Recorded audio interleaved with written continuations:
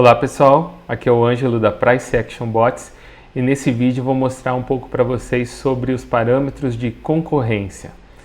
O primeiro parâmetro aqui é o parâmetro máximo de robôs concorrentes. Esse parâmetro aqui define o máximo de robôs executando ordens concorrentes que eu posso ter para abrir uma ordem nesse robô. Então com isso eu consigo limitar meu risco quando eu tenho vários robôs operando. Então, se eu estou com um parâmetro igual a 1 aqui, eu vou ter no máximo um robô concorrente a este robô que eu estou configurando. Então, no máximo, 2 robôs trabalhando ao mesmo tempo. Se eu deixar esse parâmetro como 0, ele só vai entrar numa operação se não houver nenhum robô operando no momento. Esse outro parâmetro aqui, máximo de rebaixamento líquido, para abrir uma nova ordem, nesse caso aqui está R$1.000 ou $1.000 no caso do Forex. Esse é o valor que ele verifica do saldo líquido, né, durante uma operação. Se chegar a mais de R$1.000 negativos, como está configurado aqui, ele não abre uma ordem num novo robô. Então isso daqui é mais para configurar o risco que já está acontecendo, né? Eu tenho alguma operação que já está acima de R$1.000 de prejuízo, eu não vou abrir uma outra operação. Isso é uma trava de segurança. O próximo item aqui é não entrar no mesmo ativo já negociado.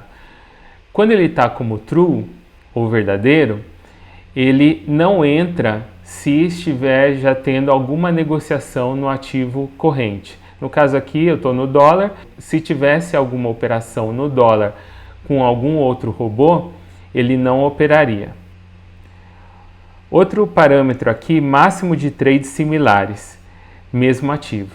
Então, ele também consegue verificar se o trade é similar ou não. O que é um trade similar? É um trade na mesma direção, por exemplo, eu vou comprar e já existe alguma compra naquele ativo, ou eu vou vender e já existe uma venda naquele ativo. Então, se eu configurar aqui como 0, eu não quero que tenha nenhuma operação concorrente na mesma direção que o robô vai abrir. Para definir um trade como similar, além da posição, além da direção do trade, ele também tem 2 outros parâmetros. Um deles é o fator de canais entre trades similares. O fator de canal é o seguinte: o canal ele é tratado de forma dinâmica. Então esse canal, por exemplo, aqui é um canal principal, o canal azul é o canal principal de 16 pontos no dólar. Isso daqui ele é calculado automaticamente de acordo com a volatilidade passada. Então, para ele, nesse momento, o canal tem 16 pontos.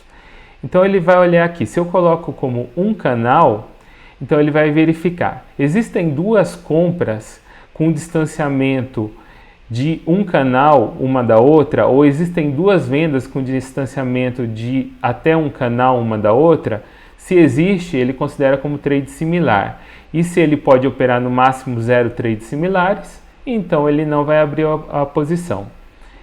Outro fator determinante para que o trade seja similar é o tempo entre as ordens.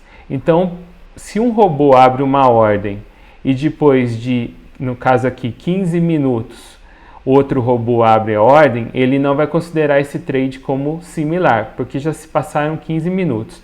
Agora, se for abaixo de 15 minutos, o intervalo entre uma operação e a outra, ele não abre a operação.